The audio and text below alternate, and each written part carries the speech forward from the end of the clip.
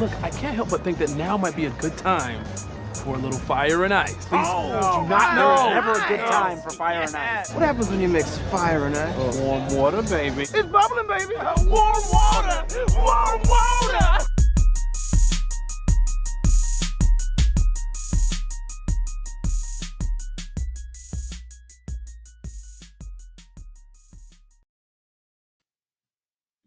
What's going on, everybody? Thank you so much for tuning in to Fire and Ice. Just fire, sans ice. Brandon's still on his excursion around the world trying to find the most ice that he possibly can. I believe he's still down in Antarctica. Either way, you got me for a little bit today. I want to give a shout out to our friends over at Undisputed Craft House, 1881 Saul Kleinfeld. Go check them out. They got the thick boy pies today, $15. You don't want to miss it. That chili con queso pie is always my favorite pie. Go check them out at Undisputed Craft House, 1881 Saul Kleinfeld.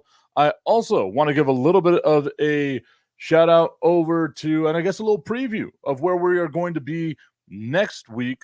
We're going to be at Bikini Joe's 3309 Rich Beam on the east side of El Paso. That's where we're going to be doing Fire and Ice from. Brandon's coming back, so we might as well have a bunch of people come on out, join us while we're there over at Bikini Joe's on 3309 Rich Beam. That Saturday, they're going to have the $2 PBR red beers, BOGO nachos from 11 a.m. to 4 p.m. So right in the smack dab middle of our show, they're going to have those BOGO nachos. They got the $4 Vegas bombs and nickel pints on select drafts as well. So you want to go out there to Bikini Joe's, 3309 Rich Beam on the corner of Rich Beam and Zaragoza in the El Paso area. If you're on out in that area, I invite you to join us, be a part of the show, come hang out with us. We're going to be live on location next week for Fire and Ice. Also, I want to let you know that we do have some big news coming up here on the Just the Tip network as well. We have expanded a couple of podcasts, as you may have heard me talk about, a couple of streams as well. We've got Tip and Hope's Podcasters Anonymous with myself and my good friend Danny Hoban. And of course, we've got his podcast as well, Another Lost Weekend with Danny and with Adrian Salas, which is always a fun time to go check that out. We're live on TikTok as well. So if you're on TikTok, you want to like the page, share the page, do all that fun stuff. I want to see if we can grow the audience on TikTok as well as we sit here and talk about silly ass sports and things of that nature that really mean nothing in the grand scheme of things. Now, what I want to invite you is if you want to start your own podcast, if you want to do your own thing, you don't have any background on any of the podcasting or streaming of any of that stuff, come, I will teach you. I got no problems helping out people, teaching them how to do this silly stuff that we do to get a little bit more fun. Send me an email, justthetip915@gmail.com, justthetip915@gmail.com. I will see if we can't get you squared away and starting some podcasting, some streaming and things like that as well as we go into the future. Currently right now, I am watching college football. We have the Oklahoma Sooners taking on the Kansas Jayhawks, the 5-1 Kansas Jayhawks, which is just insane to me that the Jayhawks would be at 5-1 at this point, or I guess basically any point of the season. They're normally not a good football team, and I don't think they are a good football team anyway, despite the fact that they have the record of 5-1, right? We're in the second quarter. There's a minute 35 to go here. Oklahoma has the ball, and they're moving the ball down the field. They got a 2-touchdown lead. I feel like Kansas is going to be a lot like Texas Tech was back in the day, right? They're going to win a lot of out-of-conference games because you schedule all the UTEPs and teams like that you can beat the hell out of for those games. And then you get into your conference, and the Big 12 conference obviously isn't a powerhouse, especially next year whenever Texas and Oklahoma are gone, but it's still going to be a formidable conference, right? That's where I think the Jayhawks are going to be. They're going to be that team that dominates out of conference, just like Texas Tech was a few years back. And then they get into conference and come back down to earth, maybe win 2 or 3 games, get bowl eligible, which I guess is the main thing to do whenever you're in college sports. Get bowl eligible and then see how it goes from there, right? But I don't think this is a good team. And maybe I'm just a jerk because I said the same thing about the Giants last week whenever they beat Green Bay. I said this is the most overrated 4-1 team in the history of 4-1 teams. And quite frankly, I believe I'm right. I still believe somehow, some way that I might be right in that aspect. Sorry, just checking all the multiple streams. Got to turn around, check all the different streams and things like that. Want to give a shout out to Myra Hernandez tuning in over in Chicago as well on the TikTok streams, on YouTube, on all that good stuff. Thank you so much for the support. Thank you so much for liking the stuff that I do, loving the little content and things like that we create here on the Just the Tip Network. If you want to share the page, like all the different pages, Fire and Ice on Facebook, Mr. Tipton 33, basically everywhere else. So go check out all the social medias and things like that. But getting back to Kansas and Oklahoma in this game, currently Oklahoma with a 35-21 lead in the second quarter. Kansas is not a great team. Just like I said, the Giants were not a great team. Yes, the Giants slapped me around last week. They proved me wrong. Aaron Rodgers is an absolute dumpster fire. That dude is showing his age. He is getting older and older and not aging gracefully, right? Like, he's not like Tom Brady where you can tell the guy's been taking care of his body and that's the one thing that he does the most. Instead, Aaron Rodgers is just Aaron Rodgering and not doing that great, at least in my opinion, right? Will probably prove me wrong in the next couple of weeks and things like that. But looking at what they've got in New York with the Giants, I don't know if I'm sold on this team yet. I don't know if this is a team that I actually think is going to win, a whole string of games. I know I sound like a jerk with that because, quite frankly, who knows, right? Like none of us know any of this stuff, but I just feel like what we're seeing with them is that they're not a great team. This is the year that the Green Bay Packers are going to be a bad team. I don't think the Packers are going to be a great – I think they'll – I'll say it right now on this show because, as you know, I will always come back and – either A, defend myself if I'm wrong, or B, gloat if I'm right, but I will always hold myself accountable whenever stupid, silly little things that we do on the various shows I do on the Just the Tip Network. I don't think the Green Bay Packers are going to make the playoffs this year. I think they lose in their division. I don't trust the Bears, and we can get into that a little bit later. That team is just not good. But I do like Minnesota a little bit. Maybe because of the expanded playoffs, maybe Green Bay finds a way to sneak into the playoffs, but I don't feel like that's going to be a real possibility here for that team. I don't feel like that's going to be, and even if they do make the playoffs, I don't think they're going to make any noise in the playoffs. And that's really what you expect from an Aaron Rodgers-led team, and you probably shouldn't because he hasn't won a Super Bowl in 13 years, but that's what you would expect from an Aaron Rodgers-led team. Is a team that is going to have an opportunity to win a Super Bowl. That is not the Green Bay Packers. The way that they're currently made up right now, that team will not win a Super Bowl. Yes, they've got Aaron Jones from here in El Paso, the 915 kid, right? Like doing his thing. And I'm always glad to see him out there scoring tutties and doing what he does best, which is just dominate on a football field. But the Green Bay Packers as constituted, that's not a good team. Allen Lazard is your number one receiver in Green Bay. Allen Lazard is your number one receiver in Green Bay. I just want to say that over and over so that people can understand what's going on with that team and just how they are not a good team. Flatly, they're not the Green Bay Packers. Looking at the rest of the NFC North, like I said, Minnesota, I trust that team. They've got a decent enough quarterback, a guy that can manage a game, get the job done for them. They've got a good running game in Dalvin Cook. They've got good receivers in Justin Jefferson and in Adam Thielen. They've got a pretty solid defense as well. The one team that I don't think is going to be fun to watch this year at all, and I already said I think the Lions are going to be fun, minus last weekend's debacle, getting blown out 29-0 to New England. I got that wrong completely. I thought that Detroit would go in there and win. I thought it was going to be Bill Belichick's last hurrah. I was wrong. I apologize. We can move on, right? I think the Chicago Bears are in a ton of trouble, just an absolute ton of trouble, because there is nothing that this team is showing you that makes you think that they have a clue on what the hell is going on. Yes, they were able to move the ball against the Commanders. Yes, they got into the red zone 3 times and did not capitalize at all. The Chicago Bears are in a lot of trouble. I don't know if it's because Eberflus, the head coach, doesn't know what the forward pass is. I don't know if it's because Justin Fields just doesn't know how to really look at the game the way that you want your quarterback to look at the game. Dude is super talented. He's got a cannon of an arm. Whenever he gets whenever he actually lets it rip and complete some passes, he completes some dimes. But the dude is just not that good. And it sucks to say it because I had a lot of high hopes and a lot of expectations for him as a quarterback. But I'm also reminded that it's so difficult for any quarterback from the Big Ten, especially from Ohio State, to succeed simply because they just aren't as talented as some of the other quarterbacks are, right?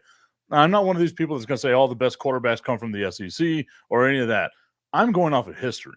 When have you seen a successful quarterback from Ohio State? Flatly, when have you seen a successful quarterback from there? Really that simple. I think the Bears are in trouble. I think the NFC North is just basically owned right now by the Minnesota Vikings. I think that they're a really fun team to watch. I think Detroit, even though they lost, even though they got their ass kicked the other day, I think that's a fun team to watch as well. I know some people in Chicago are going to say that I woke up today and chose violence.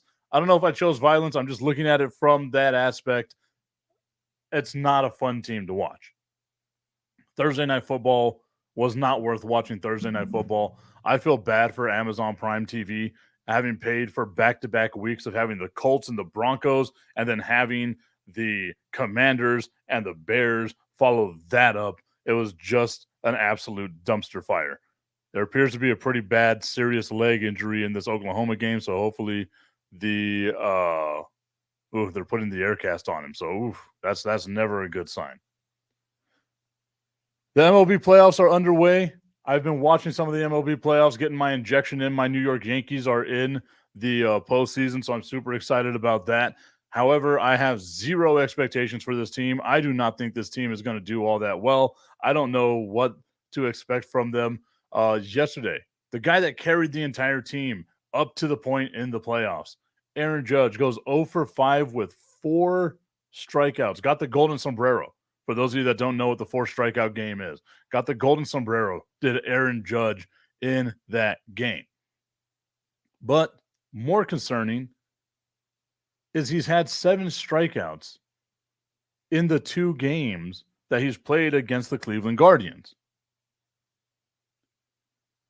Being asked if Oklahoma State will beat TCU today, go Pokes. I do believe that TCU will win that game. Although the Big 12 has been very up and down and like a weird thing to watch, right? Like college football has just been really weird to watch. But we'll get to that in a little bit. Going back over to Major League Baseball. Yes, I do feel like the Yankees should have some expectations, just like the Dodgers.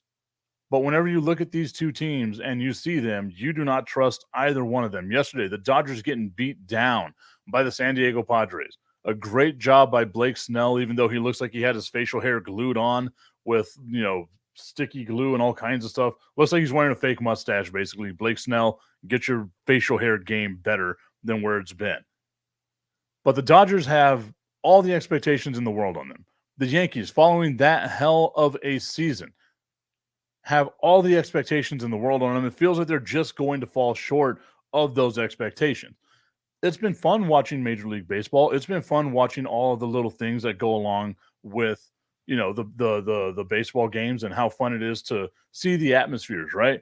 Like today, for the first time in 21 years, the city of Seattle is going to host a Major League Baseball playoff game.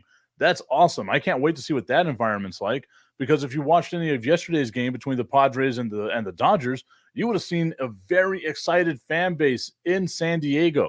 The first time they saw their team win a playoff game in 18 years. The first time that ballpark saw that team win a playoff game. The first time the fans in San Diego got to actually witness a playoff game at home, because the last time they were in the playoffs was during the pandemic season and no one was allowed in the stadium. So the first time the San Diego Padres fans actually get to be in the stadium and watch their team in the playoffs in 18 years. I love those types of storylines, right? Like those are the ones that you just inject those into your vein and you're super happy about because they're so fun to watch. And then you got teams like the Houston Astros that are still there. Make all the jokes you want to about that team. That is still a very terrifying baseball team, and I would not want to catch them at any point in time. So if the Yankees do win, ultimately they're probably going to get the Houston Astros. And that is not a fun proposition if you are a fan of any team, because that's just a very well put together team, despite the fact, yes, they cheated. That's how they won their World Series, might have been through cheating and things of that nature, but it's okay. I'm sorry, I'm a little distracted. I keep looking at this game. They are carting off the kid from Kansas, so hopefully he will be okay. Right now, I think on TikTok I can turn it around and show y'all the little setup I've got right here. Right? See, it ain't too bad. It ain't that great, but it ain't too bad. But yeah, so watching that kid get hurt, hopefully he gets to feeling better soon, because that is never, absolutely never a good thing to witness. All right. So Oklahoma right here now looking like they want to, score there on the 1 yard line against Kansas, basically 1 yard from extending this lead. They spiked the ball because the runner was down, although somehow the spike took 3 seconds more off the clock after it was down. But whatever, I am not one of those people. Want to give a shout out over to Oli, who I see is tuned in right now as well. Check out some of the stuff she does. She makes some great sweets, y'all. I'm a big fat guy, so you know I am all about getting some of them sweets. But I'm watching this. I want to see if Oklahoma is able to punch this in, because like I said, I think Kansas, even though they're the 19th ranked team in college football, is still fool's gold. I'm not completely sold on this team. I don't think anybody should be completely sold on this team as of right now either. Oklahoma with a big fake. Well, I guess the play was called dead. I don't know what happened there, but we'll get to that and see how that goes.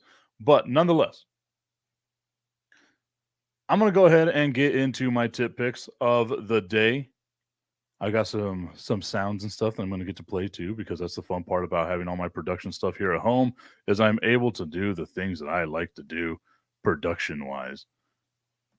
There we go. A little musical background. Sorry for the fans right there on TikTok. You won't be able to hear the music.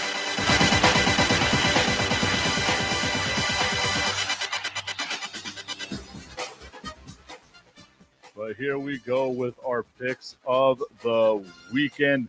Last week was a good week for your boy. It started off absolutely terrible. I got called out by my dude Famous on TikTok, the one and only Ron Bruce. He wanted me to do these picks in the ladies man voice. Yeah. Not going to do that because he's not even here on today's show. So, hey, that guy can go straight to hell. I want to give a shout out to my dude Ray. I see he's tuned in right now as well. Sorry, Oli, I know you don't get music. I apologize. It's because it's not set up that way. TikTok, for whatever reason, will not play whenever I bring in my microphone into the stream. I want to find a way to get that fixed, because I want it to be a universal stream all over the place. I was wrong. On Thursday Night Football, I told everybody that nobody deserved to win that game. They didn't. Nobody deserved to win that game. I chose a tie. I was hoping, because it was going that way, that it would be a 0-0 tie at the end of overtime, at the end of the game completely. That is what I craved, because I love the chaos of ties. I didn't get it. The Washington Commanders ultimately won. I believe I told one of the listeners as well that would be the case. I believe it was Myra that I told that would be the case. She was going to put $50 on Chicago Bears. I told her, no, do not do that. That's a horrible decision. Never put any money down on the Chicago Bears and the dumpster fire they call a football team. But moving on. Sunday's games, you got Tampa Bay, a 10-point favorite at Pittsburgh. I told you last week, take the Bills to cover that spread. I believe Tampa Bay will do the same thing. Tom Brady is out for revenge. He's finally going to get all of his receivers back the way that they should. Pittsburgh is missing literally everybody in their secondary. Pittsburgh, they're done. They are finito. It's going to be the first time in the Mike Tomlin era that there's going to be a losing record in Pittsburgh, and I am here for it. Inject it into my veins, because I cannot stand that team at all. So take Tampa Bay to cover that 10-point spread right there as well. The Colts hosting the Jaguars are a 2-point favorite. I'm taking the Jags to win this game, not cover, but win this game. There's been nothing from the Indianapolis Colts that makes me think that this is going to be a good team, a team decent enough to actually compete and do the things that they need to do to win games. I like what I've seen from Trevor Lawrence. I like the competitive spirit that I've seen from the Jacksonville Jaguars. I am picking the Jacksonville Jaguars to win this straight up.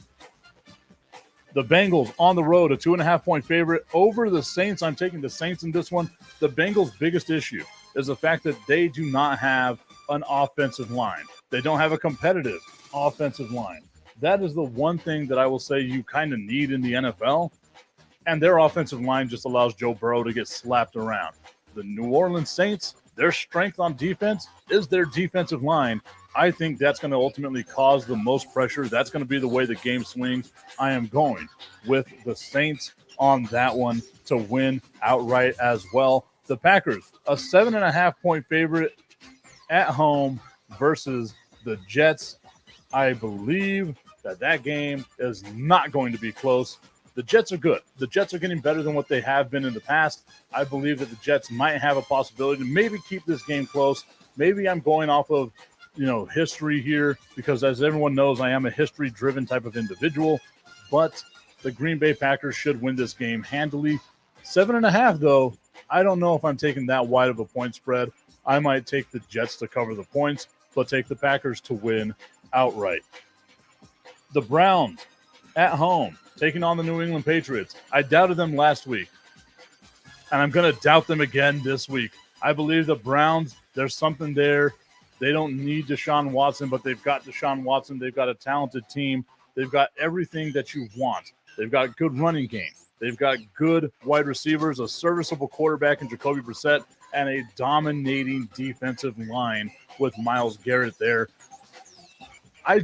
Bailey Zappi is your quarterback, or Mac Jones, and neither one of them are that guy in my mind. Plus, there's not a lot of talent there in New England.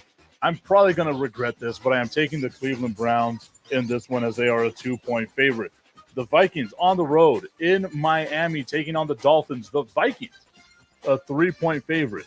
Part of the reason why, maybe the third-string quarterback is going to be the guy taking the snaps in Miami. If Tua was the guy taking the snaps, I would take the Dolphins. I am not one of these haters on Tua Tagovailoa. I think Tua is a hell of a quarterback. I think left-handed quarterbacks get a bad rap in the NFL. That's just the way that it works, right? But the Minnesota Vikings on the road, a 3-point favorite. I think they could win that game. Kirk Cousins is the dude. Again, I mentioned it earlier. They've got all that talent on offense with Dalvin Cook, with Justin Jefferson, with Adam Thielen. They've got what it takes. I think that's the best team in the NFC North, so I am going with the Minnesota Vikings. The Ravens, a 6-point favorite against the Giants. The Ravens on the road to New York, going to the Meadowlands. The Giants are getting slapped back down to earth. That is not a good team. They are a fraudulent 4-1. I know it's weird to say that. Just like I said, the Dallas Cowboys might be a fraudulent 4-1 as well. We shall see. But I am taking the Ravens, and I'm also taking the Ravens to cover that 6-point spread. The Giants are not a good team. The 49ers, a 4.5-point favorite over the Atlanta Falcons, taking the 49ers in that one. Doesn't need a lot of analysis. Atlanta is not a good team. The Panthers, a 10-point underdog to the Rams. Again, I very rarely say take the favorite to cover that wide of a point spread, but the Panthers are bad. I thought Baker Mayfield would go in there and make them somewhat competitive. He hasn't, and they've got talent on that team. I know it's not all Baker Mayfield's fault. They just lost their head coach in Matt Rule, so maybe they're playing for something there. But I don't think they've got what it takes. And I'm not a big fan of the Rams. I think the Rams shouldn't be a 10-point favorite here, but I still think that they're that much better than the Carolina Panthers. I would take the Rams to win the game, but I would take the Panthers to cover. So you want to take those points with the Panthers. The Cardinals, a 2.5-point favorite at Seattle. I don't understand why Seattle keeps getting disrespected. I get it. Geno Smith isn't a great quarterback, but they've got some great talent there in Seattle. I am going with the Seattle Seahawks to win that game at home in Seattle with one of the loudest stadiums there is against a team that I cannot trust one bit. I love Cliff Kingsbury. I don't trust Kyler Murray, and I don't trust Cliff Kingsbury as a viable head coach in the NFL. I said it last week. I think he's got Wade Phillips syndrome, where he's going to be a decent enough coordinator on a championship team. but he is not going to be the good head coach that you need for your team to win a championship. What should be the most fun game in the NFL, the Kansas City Chiefs hosting the Buffalo Bills. The Bills, a 2.5-point favorite on the road in Arrowhead. Those of you that don't know how spreads work in football or in any sport, you automatically get 2 points for being the home team. 2 points for being the home team, which means if this was played in Buffalo, Vegas would think that the Bills are a 4.5-point favorite, and I do not see that. I see a lot of cracks in that team. I do believe Josh Allen is one of the best quarterbacks at the end of the day in the history of the NFL, but it's still Patrick Mahomes. It's still Andy Reid. They're at home. They've got a solid enough team there. They've got a great defense. Both these teams mirror each other, but I am going with Kansas City at home because it's Kansas City at home. That's the way that I think that that's going to play out there. Kansas City, this is going to be a fun game. If you've got the ability to watch this game, watch this game in particular. That's going to be so much fun. If you remember the game from the playoffs last year, it felt like if it was college rules, they would still be playing that game today because nobody had the advantage. It just went to Kansas City. They got a tutty. They won the damn game in overtime, but it was a lot of fun to watch that game. On Monday night, the Broncos, a 4.5-point dog to the Chargers. Only a 4.5-point underdog to the Chargers. The Broncos are a horrible team. That's simple. I've said some teams are bad teams. I am saying it right now. The Broncos are a horrendous team. That is not a team that you want to put any money on.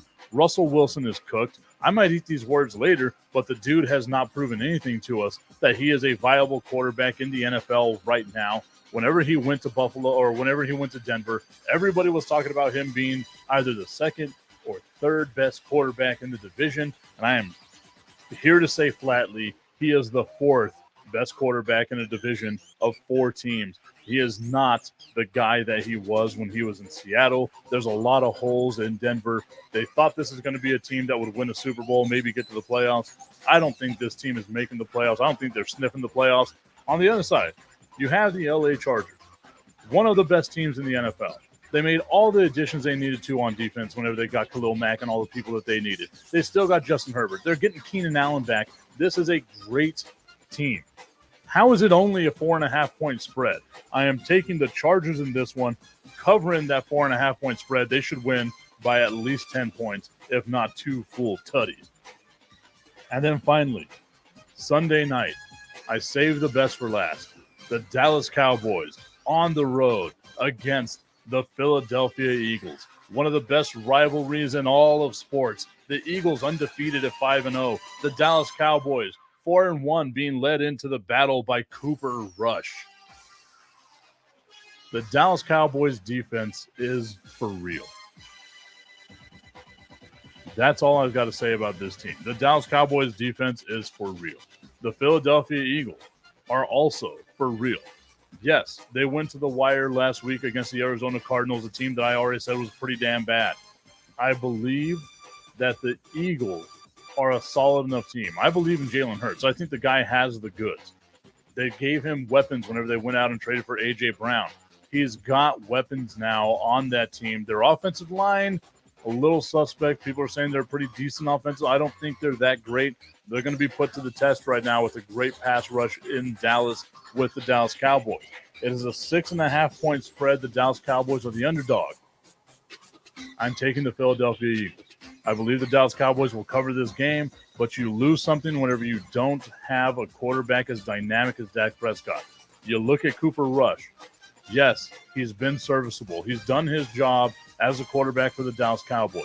But if Dak Prescott completed 17 passes and only got 127 yards out of it, people would be asking for his head on a platter. That shows you the difference in talent. Whenever Dak comes back, we don't know when that's going to be. They've got a healthy wide receiver core with CeeDee Lamb and Michael Gallup. They've got a better offensive line now. I like what the Dallas Cowboys are doing. The Dallas Cowboys are trending up. But in this game, in week 6 of the NFL season, I am going with the Philadelphia Eagles to win the game outright, but the Dallas Cowboys will cover that spread. Thank you all so much for tuning in to Fire and Ice right here on the Just the Tip Network. Remember, if you want to get into the podcasting world, go ahead and do so. You can contact us, justthetip915@gmail.com. We've got a whole bunch of good news coming up in the future. I cannot wait. Remember, join us next week as we go over to Bikini Joe's, 3309 Rich Beam Boulevard on the corner of Rich Beam and Zaragoza. They will have the $2 PBR red beers, BOGO nachos from 11 to 4 p.m., $4 Vegas bombs, and nickel pints on select drafts as well. Again, next week, we will be at Bikini Joe's. The Iceman Brandon Cohn will be back as well. 3309 Rich Beam Boulevard on the corner of Rich Beam and Zaragoza. I will see you all next week. And hopefully you follow some of my picks and you win yourself a little bit of money, unless you're in Texas, in which case you're not allowed to gamble at all. Get it together, Texas. Let us start gambling.